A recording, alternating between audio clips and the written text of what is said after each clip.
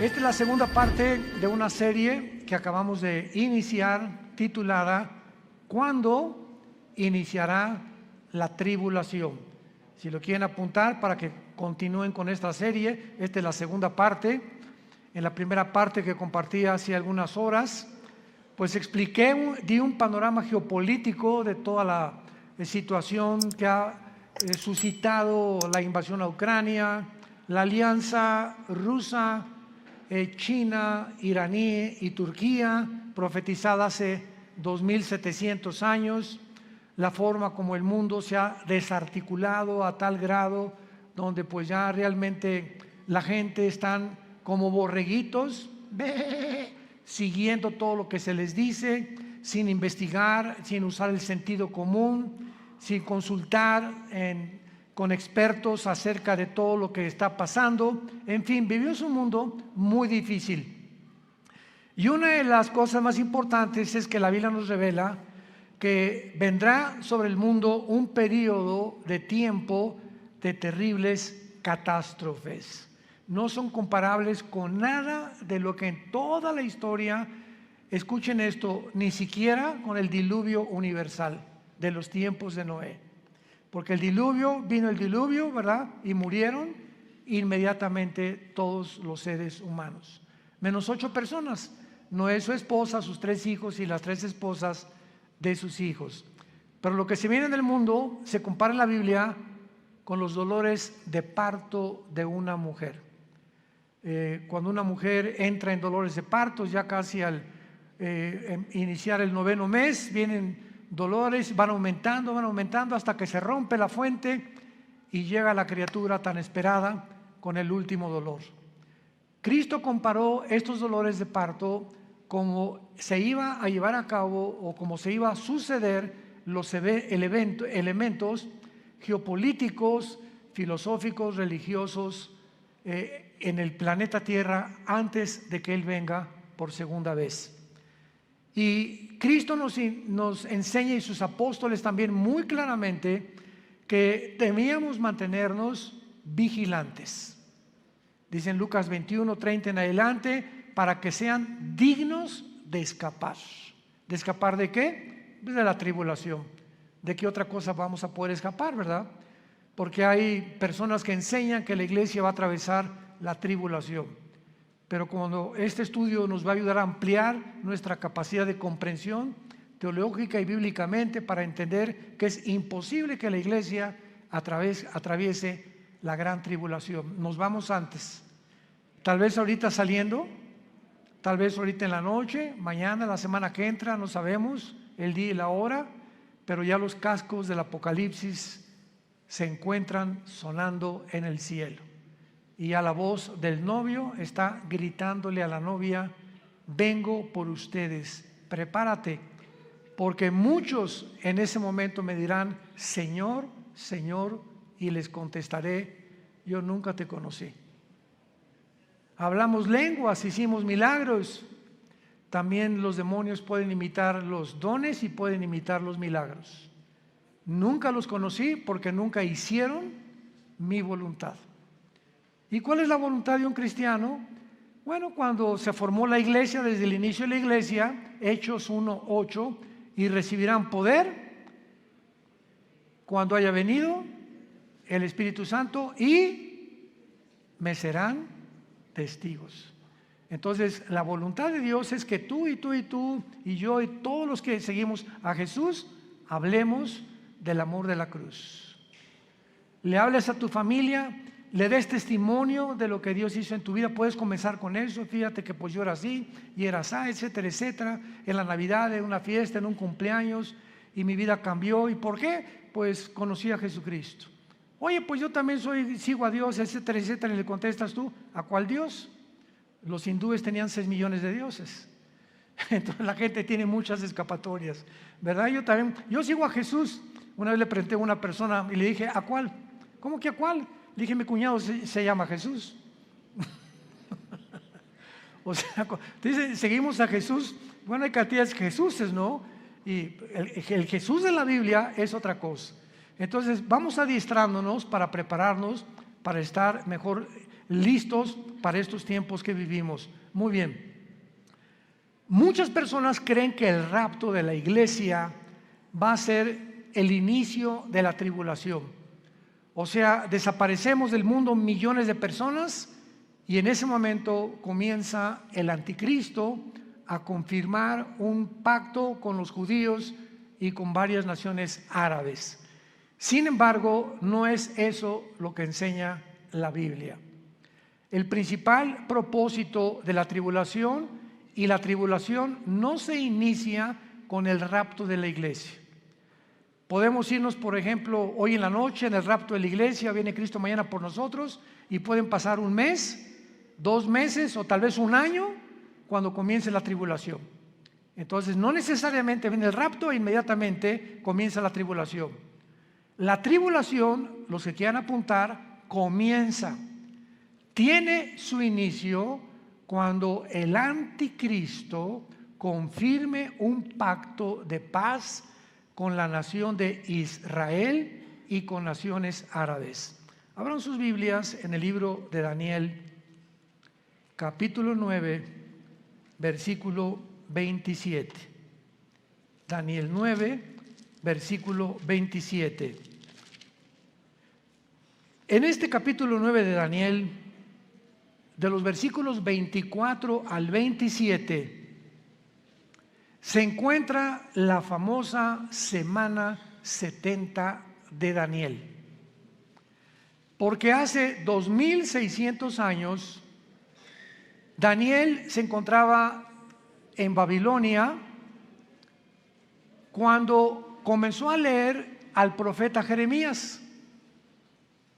Y Daniel descubre, leyendo el profeta Jeremías, de que el exilio o todo ese tiempo en que Nabucodonosor se llevó a los judíos a Babilonia, los 70 años de exilio estaban por terminar. Y Daniel se sorprendió, era un hombre de Dios que oraba 3 veces al día, en la mañana, en la tarde y en la noche.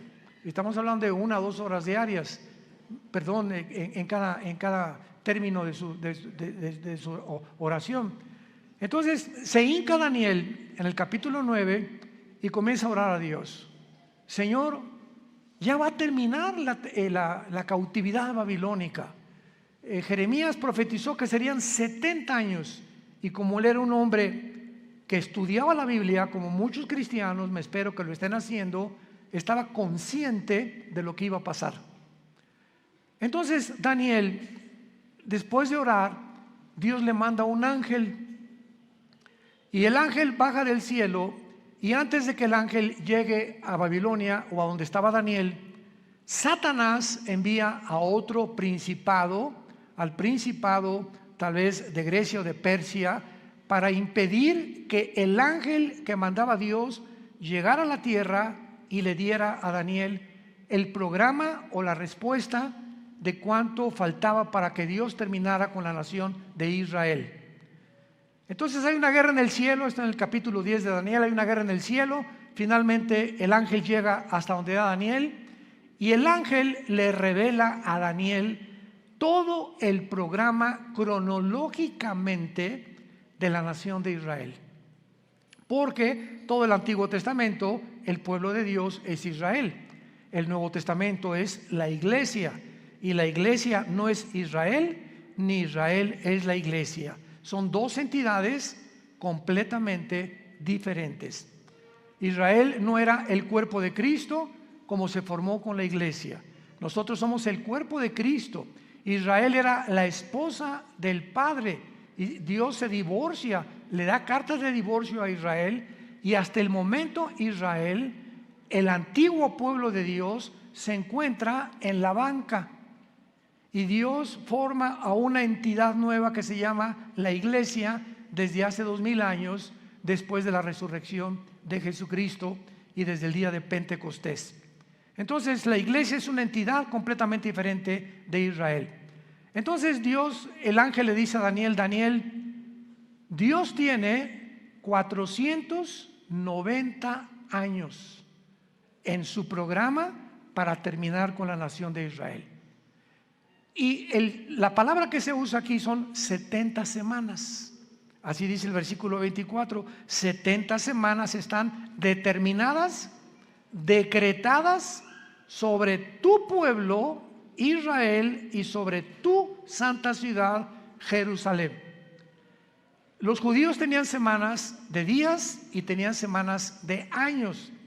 Y aquí es lógico, ¿verdad? Por el contexto, que no está hablando de semanas de días, como lo vamos a comprobar. Entonces, 70 años están decretados para Israel, para que Dios ya acabe finalmente con toda la historia de Israel. Y el ángel le dice a Daniel: desde que se comience a restaurar la ciudad de Jerusalén, porque en aquel tiempo llegaron los babilonios, llegaron los medos persas, llegaron todo, ¿verdad? Y acabaron con Jerusalén. Cuando comience a ser restaurada Jerusalén hasta el Mesías, habrá 483 años. 483 años, o sea, 6 semanas, que son semanas de años, vuelvo a repetir. ¿Cuándo se comenzó a restaurar Jerusalén? Nehemías, capítulo 2, del 1 al 6. Cuando el rey Artajerjes de Persia le ordena a Nehemías y le da permiso para que regrese a Jerusalén, que estaba hecha pedazos, y comience su reconstrucción. Y del momento de que se decretó el regreso o la restauración de las murallas de Jerusalén hasta el Mesías, matemáticamente, damas y caballeros, santos de Dios, lo comentaba en la conferencia anterior, para cualquier ateo, cualquier escéptico, cualquier agnóstico que esté buscando evidencias en la Biblia, esto es extraordinario. Fueron exactamente desde la reconstrucción de Jerusalén hasta la muerte de Jesús 483 años. ¿Faltan cuánto? Faltan una semana, o sea, 7 años. Por eso se llama la semana 70 de Daniel. Entonces, los judíos rechazan al Mesías y se interrumpe el reloj cronológico de Dios. Y le dice Dios a Israel: no me vas a volver a ver, Jesús, con las palabras de Jesús, hasta que digan Baruch Hashem Adonai Eloheinu, que significa en el hebreo: bendito el que viene en el nombre del Señor.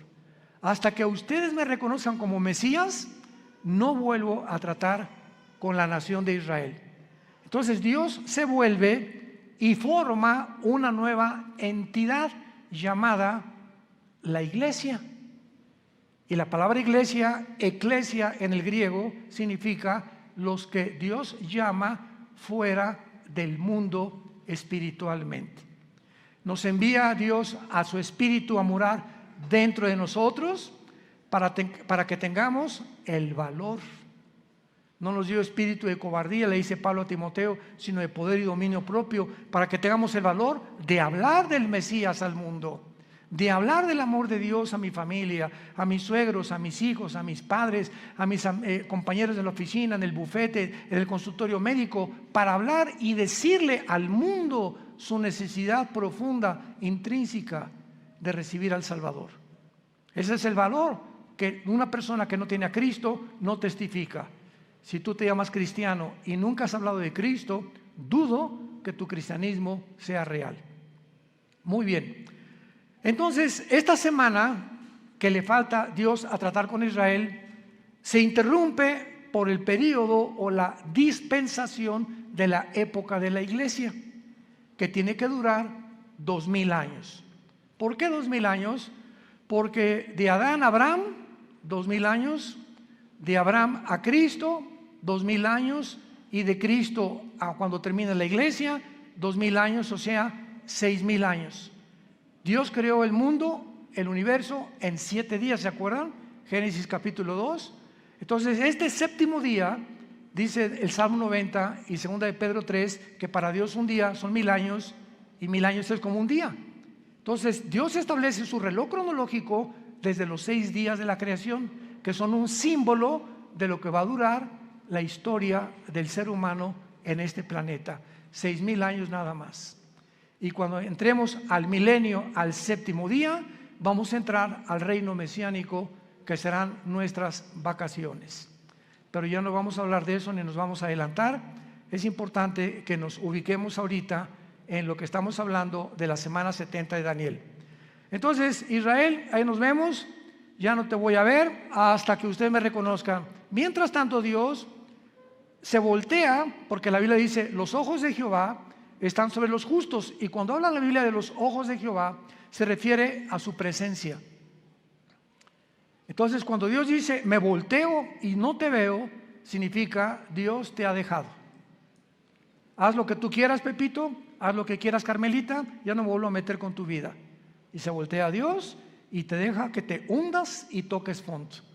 Es la forma como Dios juzga a los seres humanos. Si cuando venga tribulación y angustia me buscarás y entonces no responderé. Porque no es cuando tú quieras, es cuando oigas su voz, no te endurezcas. Y ahorita ustedes están escuchando la voz de la palabra de Dios. Entonces, adiós Israel, Dios forma a la iglesia y comienza Dios a trabajar con nosotros, con el Espíritu Santo. La iglesia tiene que llegar a su final. Porque si no llega a su final, ¿cuándo va Dios a regresar con Israel? Entonces, durante este tiempo de la iglesia, he oído a muchos predicadores que han dicho que ya Dios no tiene que ver nada con Israel, que la iglesia tomó el lugar de Israel y que Israel ya se olvidó de Dios. Yo siempre les digo, leer Romanos 9, 10 y 11. 3 capítulos del libro de Romanos de Pablo mencionan que Dios no ha acabado con Israel. A nosotros nos injertó en el olivo original, en el olivo natural que es Israel, y nosotros somos el olivo silvestre. No somos el original, fuimos injertados en el olivo y en las promesas que Dios le dio en el pacto abrahámico a Abraham. Entonces todas las promesas que Dios tenía para Israel se vuelven a favor de nosotros, menos la promesa de la tierra, porque la promesa de la tierra que Dios le dio a Israel se va a cumplir en el reino mesiánico. Entonces, ahora que Dios está tratando con la iglesia tiene que salir del mundo para que estos 7 años que quedan de la semana 70 de Daniel, que se llaman los 7 años de la tribulación, y vamos a ver qué otros términos se usan en la Biblia, Dios trate con Israel y los meta a un horno. ¿Qué microondas ni qué nada? Va a ser un horno de fuego donde los va a purificar para que puedan estar listos y entrar junto con nosotros al reino mesiánico o al reino milenial. Pero veamos el versículo que más nos interesa, que es el versículo 27 de Daniel 9. Y por otra semana, o sea, por otros 7 años, ahí está la semana 70 de Daniel, es la semana que falta para Israel, que son los 7 años de la tribulación. Y por otra semana está hablando del anticristo. Confirmará el pacto con muchos. A la mitad de la semana hará cesar el sacrificio y la ofrenda, y después, con la muchedumbre de las abominaciones, vendrá el desolador, que es el anticristo, hasta que venga la consumación y lo que está determinado se derrame sobre el desolador. Santos de Dios, este versículo 27, por eso la Biblia es más moderna que el periódico de mañana en la mañana. La Biblia es más moderna que cualquier noticia que el mundo pueda sacar, porque todo Dios lo puso con anticipación para que cuando suceda nos acordemos que Dios es el Dios que conoce el futuro. Y ese es el verdadero Dios a quien tú y yo estamos sirviendo. Noten ustedes, hablando del anticristo, versículo 27, y vamos a traducirlo, por 7 años el anticristo va a confirmar, no a afirmar. ¿Ya lo vieron? Confirmar un pacto.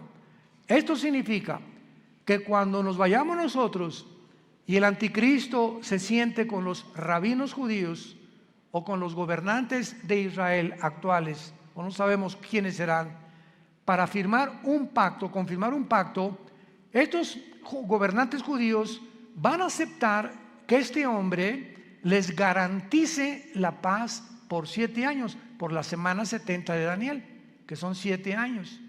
Entonces el anticristo les va a decir: por 7 años les garantizo que ninguna fuerza externa, ningún poder, ni Rusia, ni China, ni nadie los va a atacar. Pero al mismo tiempo dice: confirmará el pacto con muchos, aparte de Israel. ¿Quiénes son estos muchos? Las naciones árabes, que han sido su principal enemigo de Israel. Ahora, qué maravilloso.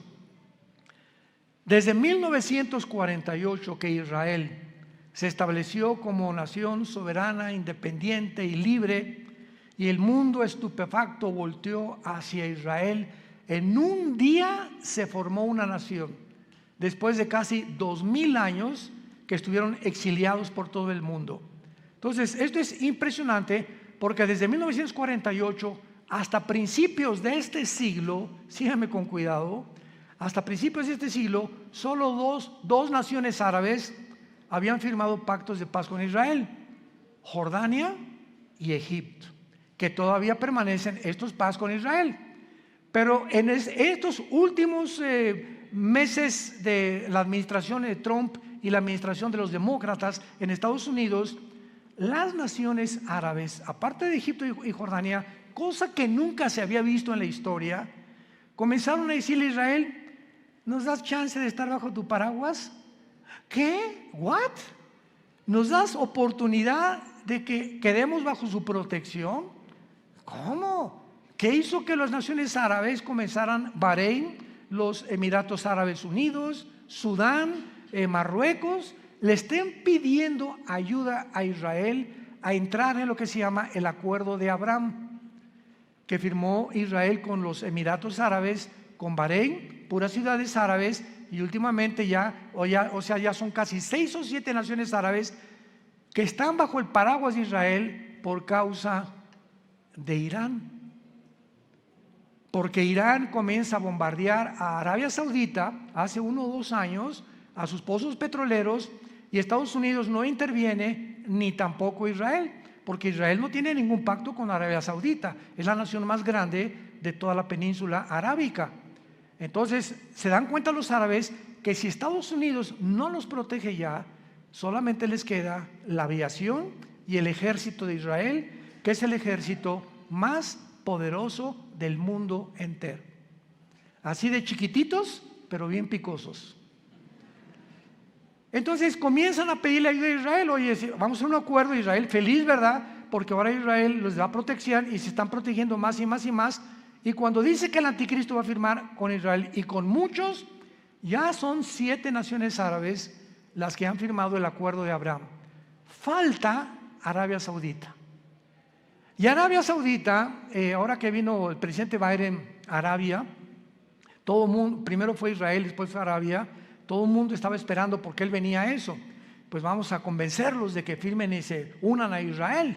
Pues el jeque de Arabia Saudita le dijo al presidente Biden: no vamos a firmar ningún tratado de paz con Israel, porque tenemos una sola condición: cuando Israel haga la paz con los palestinos y Israel le permita a los palestinos poner un estado palestino dentro de Israel, firmamos el Acuerdo de Abraham, cosa que los judíos nunca van a hacer. Así que le están pidiendo, ¿verdad? Algo que está completamente en contra de la misma política de hace más de 75 años que se formó Israel, para que ellos permitan que los palestinos formen un estado dentro de Israel. Imagínense, ahorita están los palestinos en la Franja de Gaza, están en el Banco Oriental, en Jericó, y están en la frontera con Galilea, en las colinas del Golán, Siria, apuntando los cañones contra Israel. Entonces imagínense que en México haya 2 Méxicos. O sea que la península de Yucatán y Chetumal, etcétera, etcétera, le digan al presidente: pues nos independizamos del gobierno mexicano, pero vamos a estar dentro de la República Mexicana, pero con 2 gobiernos. Vamos a hacer completamente 2 gobiernos, y va a haber 2 gobiernos dentro del mismo terreno geográfico de la República Mexicana. Pues esperamos guerras, ¿verdad? Esperamos siempre haber problemas, porque pues ¿cómo vamos a poder estar 2 presidentes gobernando el mismo terreno geográfico que nos pertenece desde hace miles de años? Entonces Arabia Saudita está ahorita completamente descansando, ¿verdad? Está en pausa hasta que Israel le conceda a los palestinos tener una nación dentro de Israel, cosa que va a suceder. ¿Dónde lo encontramos? En el libro de Joel, en el Antiguo Testamento. Ahí denle la vuelta a Oseas, después de Daniel, para que no se vayan hasta Génesis. Y luego sigue Joel, no se pierdan tanto. Y aquí en el libro de Joel, capítulo 3, que describe la Tercera Guerra Mundial y la venida de Jesucristo, dice así, Joel capítulo 3, versículo 1 y 2, principalmente.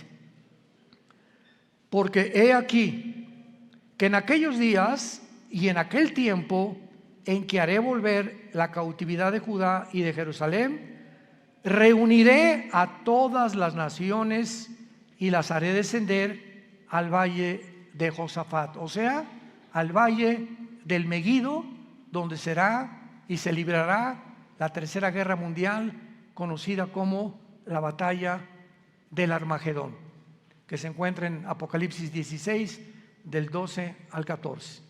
Los reuniré en el valle de Josafat, y allí entraré en juicio con ellas a causa de mi pueblo y de Israel, mi heredad, a quienes ellas esparcieron entre las naciones y repartieron mi tierra. Una de las razones por las cuales Dios se va a enojar con la nación de Israel es que van a acabar cediendo a la presión de otras naciones para permitir dos naciones dentro de una nación. Repartieron mi tierra, la tierra que Dios le prometió a Abraham, a Isaac y a Jacob.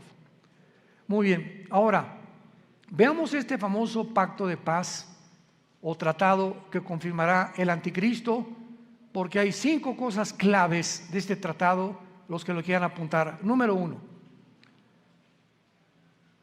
el tratado de paz que el anticristo va a confirmar con Israel será entre Israel y el anticristo, involucrando a naciones árabes. Número 1, involucrando a naciones árabes.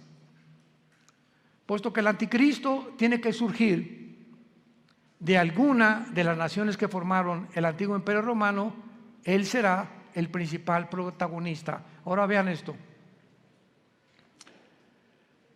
Para los judíos el anticristo va a ser casi como un Mesías, porque para que hayan confiado que nadie los va a agredir y para que el anticristo tenga el poder de detener a naciones que sean contra Israel, es porque el anticristo va a ser un personaje sobrenatural, controlado por un principado completamente angelical, un principado de Satanás.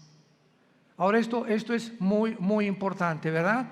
Porque él va a ser el principal protagonista y él no va a permitir que nadie los ataque.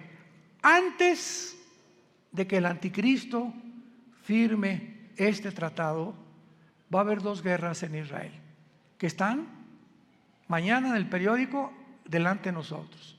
La primera es la del Salmo 83. El Salmo 83 profetizó hace 3000 años que las naciones árabes que forman el círculo cercano a Israel, Egipto, Jordania, el Líbano, Irak y Siria, van a tratar de aniquilar a Israel por segunda o tercera o cuarta vez. Lo intentaron en el 48 cuando regresaron. Al otro día, cuando el primer ministro de Israel proclamó Israel como un estado libre y soberano, los atacaron al otro día, el 15 de mayo de 1948. Los volvieron a atacar en 1956. Los volvieron a atacar en la Guerra de los 6 días, 1967, junio del 1 al 7 de 1967. Y los volvieron a atacar en la Guerra de Yom Kippur, 1973. Cuando Yasser Arafat formó el movimiento para la liberación de Palestina, jurando en el decreto que tienen los palestinos: nunca permitiremos que podamos tener un gobierno en Israel sin Jerusalén. Imagínense nada más. Todos los diplomáticos, el presidente Bush, el presidente Carter, el presidente Clinton, el presidente Reagan, el presidente Trump, el presidente Biden, le han dicho a los palestinos, bueno, les damos la mitad de Jerusalén y les damos aquí, les damos allá, y ellos dicen, no, toda Jerusalén. O sea, cosa, ¿verdad? Me río porque es una imposibilidad. Como dijo Benjamín Netanyahu, que tal vez próximamente vuelva a recobrar el primer ministerio en Israel, Netanyahu dijo, el día que realmente nuestros enemigos quieran que les demos Jerusalén, vamos a tener lista la operación Sansón, así se llama, la operación Sansón. ¿Qué pasó con la operación Sansón? ¿Se acuerdan de la vida de Sansón? En Números capítulo 3 en adelante. Bueno, a Sansón le sacaron los ojos, una mujer lo debilitó en sus fuerzas por andar ahí de rabo verde, ¿verdad? Y el Espíritu Santo lo abandonó a Sansón, se quedó sin fuerza, y entonces los filisteos tenían como un circo, lo pusieron lo empujaron, a ver tu fuerza, etc., y comenzaron a burlarse de él. Y ahí Sansón, en medio de este espectáculo donde todos se burlaban de él, los filisteos, le dijo a Dios, Padre, por favor yo te pido, como un último acto de mi voluntad, llévame a donde haya 2 columnas, porque Sansón conocía el teatro filisteo, para que yo pueda derribar este teatro. Y entonces unas personas que lo guiaron, ¿verdad?, lo pusieron debajo de las 2 columnas, y entonces Sansón muere junto con todos los filisteos. O sea, Sansón tenía el ministerio de acabar con los filisteos, y fue hasta su muerte que terminó con ellos. En su muerte terminó con su ministerio. Entonces los judíos le llaman Operación Sansón. Si nos atacan, morimos junto con ustedes. Tenemos la bomba nuclear. Entonces Israel nunca va a permitir una invasión. Hasta este momento no lo ha permitido, y siempre ha ganado. Y nunca Israel ha sido el que provoca a sus enemigos. Nunca él ha buscado la guerra. Siempre se ha defendido de las naciones árabes. Con esto, para que no haya malos entendidos, no estamos hablando que somos judíos, porque ahorita no hay judío, no hay griego, no hay gentil, no hay italiano, no hay mexicano. En Cristo, en la iglesia, todos somos iguales. Y ahorita los judíos tampoco son parte de Dios. Están en la banca. Ahorita la iglesia son los ojos y el interés principal de Dios el Padre. Pero Dios va a regresar con ellos cuando la iglesia no está en el mundo. Esta guerra del 83 no tarda en liberarse, porque Irán sigue amenazando a Israel. Esta semana Israel bombardeó el aeropuerto de Alepo, donde encontraron que había aviones cargados de armas iraníes que estaban proveyéndoselas a los sirios para atacar a Israel. Entonces ahorita Israel anda, ¿verdad?, pero con los ojos abiertos, con sus aviones F-35 vigilando por todos lados que no haya movimientos de armas de Irán, principalmente a Líbano, a Siria o a Irak, porque son las naciones donde Irán tiene la supremacía. Irán ahorita sostiene a Hezbollah, el grupo terrorista más grande del mundo en el Líbano, sostiene a los Yudis en Yemen, en la península arábica, y sostiene al grupo de Hamas en la franja de Gaza o en la franja de los palestinos. Así que Irán ahorita es el peligro número 1 del Medio Oriente, y es el que va a iniciar esta guerra para que ataquen a Israel. Muy bien. Después de esta guerra, que tal vez nosotros la vayamos a oír en estos días, porque ya no tarda ahorita con tantos viajes que está bombardeando Israel y a Siria e Irán, y van a tener que responder, y se va a armar un conflicto bélico muy grande. Israel va a volver a ganar, de acuerdo al Salmo 83, va a volver a ganar. Y después de la guerra del 83, viene la guerra de Gog y Magog. Ezequiel 38 y Ezequiel 39. En el Antiguo Testamento. ¿Cuál es la guerra de Gog y Magog? Cuando Putin vea que ya los judíos vencieron a los árabes, ahorita Putin está reuniendo a todas las naciones islámicas del mundo entero bajo su sombrilla. Y bíblicamente en Ezequiel 38 las naciones que van a estar en la región de Magog. Magog es una zona geográfica que comienza desde Finlandia, el mar Báltico, baja por Ucrania. Ucrania pertenece a Magog, por eso nunca se va a salir Putin de Magog, de Ucrania jamás.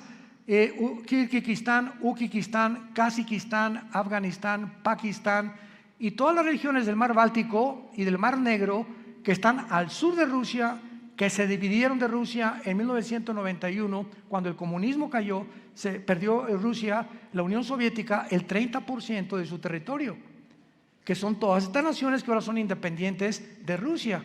Pues Putin, su propósito es reunirlas a todas, y todas son musulmanas menos Ucrania. Todas son musulmanas menos Ucrania. Y todas estas naciones se van a unir después de la guerra del 83 para venirse en contra de Israel. Qué interesante que Putin tenga semanas buscando alianzas con todas estas naciones. Ya está en Kazajistán, acaba de salir de Kazajistán hace algunos días y va a comenzar a recorrer o a hacer una campaña para unir estas naciones y se cumpla Ezequiel 38 y 39, que será la guerra de la antesala de la guerra del Armagedón. Y pienso de una forma particular que estas dos guerras, la del Salmo 83 y la de Ezequiel 38 y 39, van a suceder antes de que nos vayamos de este mundo. Es posible que veamos y seamos testigos de estas dos invasiones. Y el anticristo, viendo que otra vez derrota Israel a Rusia, porque viene de Rusia con Gog y las naciones musulmanas, entonces el anticristo va a ser el papucho de papuchos. Y ya no va a haber nadie que le pueda hacer frente en el mundo entero, porque ya acabó Rusia, ¿verdad? Ya acabaron las naciones árabes, el primer círculo, los musulmanes ya no van a tener el poder para poder atacar a Israel. Y entonces el anticristo va a erigirse como el dictador número uno del mundo entero, y el anticristo va a unir a Europa con el Medio Oriente.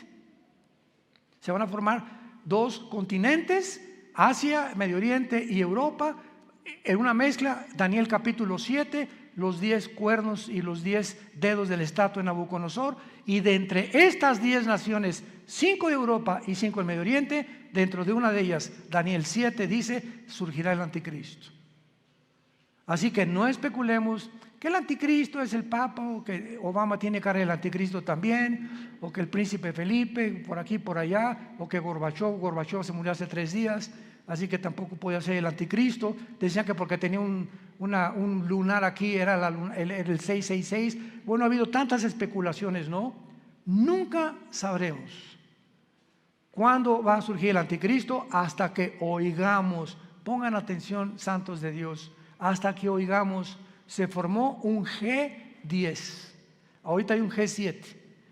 5 naciones de Europa, viendo que ya no pueden subsistir por el gas que Rusia les está impidiendo tener ahorita el invierno de este año en la Unión Europea, ha aumentado el gas en cada nación de Europa 10 veces más. Entonces Europa se encuentra hundiéndose económicamente, y ahora sin gas, porque Rusia le está cerrando ya la llave por haber tratado de ayudar a Ucrania. Va a quedar Europa tambaleándose, ¿verdad? Y no hay mejor caldo de cultivo para un dictador que cuando una nación está en problemas, como lo fue para Adolfo Hitler. Adolfo Hitler en 1932-33 acaba de pasar la Primera Guerra Mundial, perdió a Alemania en la Primera Guerra Mundial. Vino el caos económico en los 30s, donde la gente se está muriendo de hambre, y en medio de este caos Alemania estaba llena de comunistas, porque el comunismo comenzó en el 93 con los bolcheviques, con Lenin. Estaba sin trabajo, no había fábricas, y llega Hitler y crea la Volkswagen, que significa el carro del pueblo. Fernando Porsche fabrica los primeros carros Porsche, hace fábricas, saca Hitler a los comunistas de Alemania, y pues decía la gente, este es el hombre que estamos esperando. Siempre el engaño del populismo, ¿verdad? De los gobiernos populistas. Este es el que estábamos esperando, porque siempre desgraciadamente estamos esperando un hombre que nos saque del hoyo, y no hay nadie que nos pueda sacar más que Jesucristo, el Hijo de Dios, nada más. Entonces Hitler tenía el caldo de cultivo, ¿verdad? Igual todos los grandes dictadores que ha habido en la historia, Saddam Hussein, el que tú me quieras mencionar, surgen cuando el problema en la nación se encuentra completamente económicamente quebrantada. Y de ahí el que surja en la nación le estará eternamente agradecido que lo sacó del hoyo, pues el anticristo se formará y lo adorarán como Dios. De los milagros va a solucionar el problema de Europa, va a solucionar el problema del Medio Oriente, va a solucionar el problema de África, va a solucionar el problema del hambre, del clima y de todos los problemas que ahorita han sido insolubles. El anticristo tendrá la sabiduría, la destreza, el poder de poder realizarlo. Veamos en el libro de Daniel capítulo 8 lo que acabamos de comentar del anticristo. Porque aquí se escriben en estos versículos claramente los poderes del anticristo durante la tribulación. Daniel 8, 23 al 25. Está hablando de la persona del anticristo. Escuchen con mucha atención. Y al final del reinado de estos, cuando los transgresores lleguen al colmo, se levantará un rey altivo, de rostro y entendido en enigmas. Su poder se fortalecerá, mas no con fuerza propia, y causará grandes ruinas y prosperará, y hará arbitrariamente y destruirá a los fuertes y al pueblo de los santos. Con su sagacidad hará prosperar el engaño. En su mano y en su corazón se engrandecerá, y sin aviso destruirá a muchos, y se levantará contra el príncipe de los príncipes, pero será quebrantado, aunque no por mano humana. Rápidamente, para terminar, resalto estas características. En primer lugar, el poder del anticristo no será de él. Su poder se fortalecerá, mas no con fuerza propia, y lo explica Apocalipsis capítulo 13.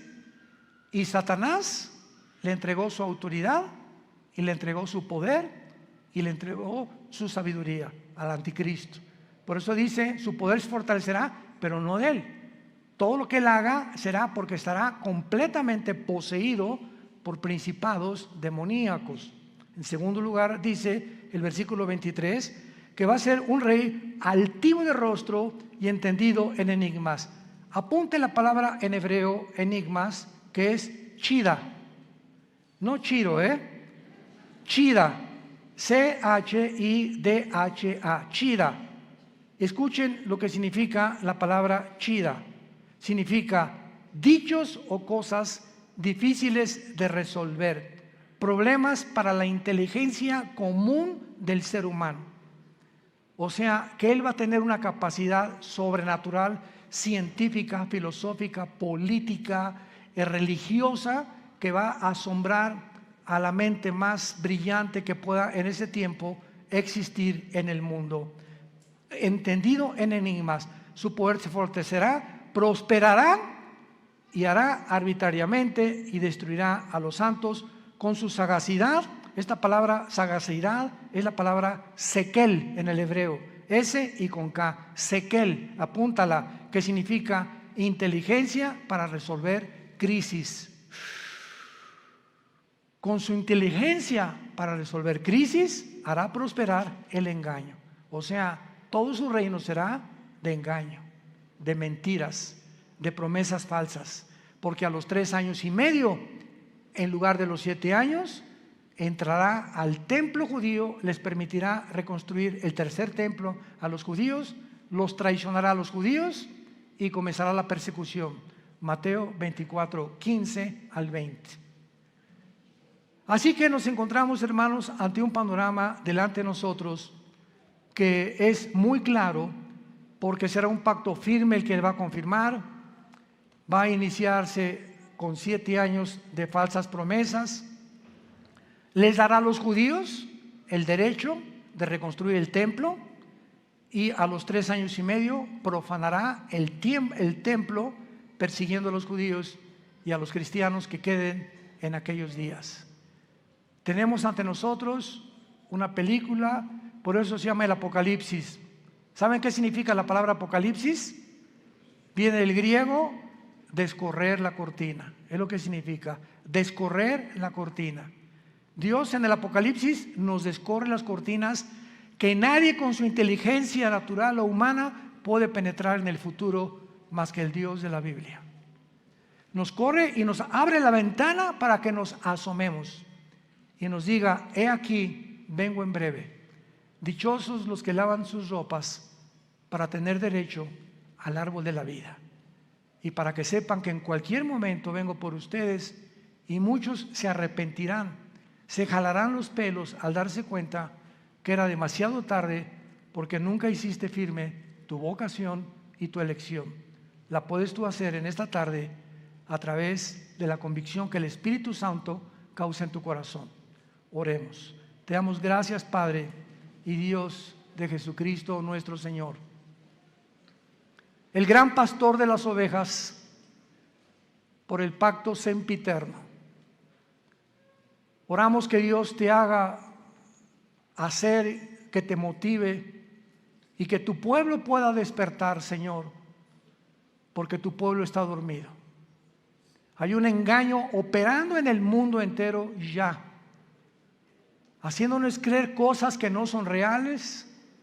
Los medios de comunicación están llenos de mentiras, falsedades por todos lados, donde el mundo ya no sabe qué creer y qué no creer.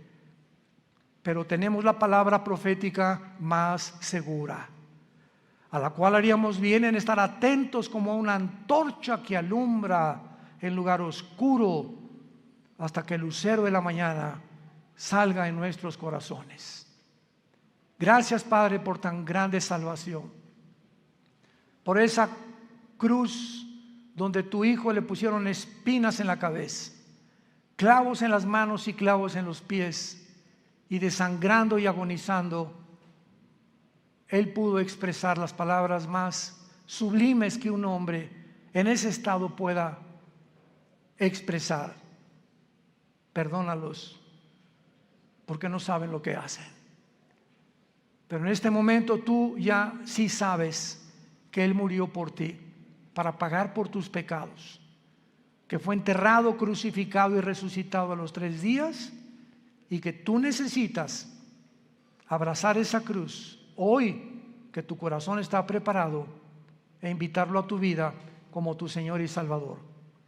Dile estas palabras desde lo profundo de tu alma, si quieres en este momento arrepentirte de tu vida y entregársela a Dios. Padre, te pido perdón por mi vida, por mis pecados. Creo que en esa cruz con tu sangre pagaste por ellos, y que a los 3 días resucitaste de los muertos. Y porque creo que vives, Jesús, te pido que entres a mi corazón como mi Señor y mi Salvador. Te doy gracias por la vida eterna y por lo que harás en los pocos días que me quedan de vida para hablar de ti, Señor. No perderé ninguna oportunidad ya en la vida de dar testimonio de tu gracia y amor en la cruz. En el nombre de Jesús. Amén. Gracias a Dios por esta palabra. Gracias a Dios por este libro maravilloso que Dios nos ha dejado. Ámala. Lee la Biblia, estudia la Biblia, memoriza la Biblia, medita la Biblia, día y noche. Y Dios te promete, el Dios que inspiró este maravilloso libro, que es un compendio de 66 libros, que Él te hará prosperar en todo lo que tú hagas, si tú buscas a Él y su reino en primer lugar. Y Él no es hombre para que mienta, ni hijo de hombre para que se arrepiente. Lo que Dios cumple lo va a hacer realidad en tu vida. Pero tú tienes que apegarte, abrazar, arraigarte a esta palabra santa, En la mañana ábrela en los Salmos, en Proverbios, en Juan. Léela 15 minutos, 20 minutos. Antes de leerla, Padre, abre mi corazón a tu palabra. Dame entendimiento, Espíritu Santo. Ahorita vamos a comer todos. No están ayunando, ¿verdad? Y antes de comer, donde quiera que estés, ahora agarra a tu mamá, a tu esposa, que tal vez no habías hecho. Padre, gracias por estos taquitos de barbacoa. Gracias, Señor, por esta comida, en el nombre de Jesús. Y comenzamos ya a vivir una vida de agradecimiento al Creador y al que dio su vida en una cruz por nosotros. Antes de acostarte, Padre, gracias por este día. Me acuesto en paz, me acostaré y así mismo dormiré, porque tú me haces vivir confiado. Quiero dormirme como un angelito sin pensar en nada, porque mañana tú me dirás qué cosa tengo que hacer. Pero comienzas a experimentar una paz que sobrepasa el entendimiento, que nunca habías experimentado hasta el momento que recibes a Cristo. Hola, ¿sabías que puedes ver este video y otros dentro de nuestro canal de YouTube? Nada más recuerda suscribirte a nuestro canal y activar la campanita para que te puedan llegar las notificaciones cada vez que cargamos un video nuevo y puedas ser el primero en verlo y disfrutar de todo nuestro contenido.